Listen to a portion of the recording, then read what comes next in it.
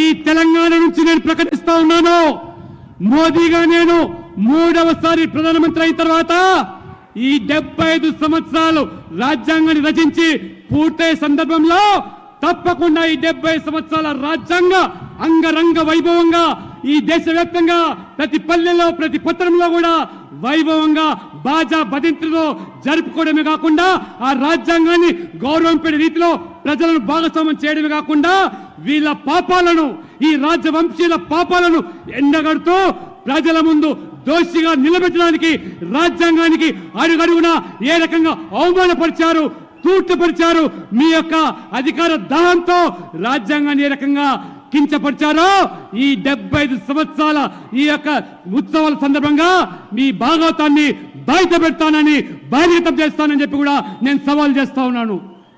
साथियों, ये लोग लोकतंत्र की एक भी बात मानने को तैयार नहीं। ये चुनाव लोकतंत्र का सबसे पवित्र उत्सव होता है, लेकिन इस चुनाव में इन्होंने एक नया उद्योग शुरू किया है। लोकतंत्र की भावना को चूर चूर करने वाला नया उद्योग शुरू किया है।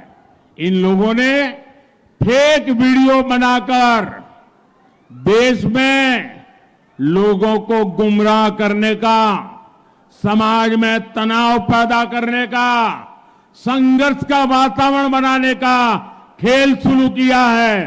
इसमें तेलंगाना कांग्रेस और खुद डबल आर का नाम सामने आ रहा है।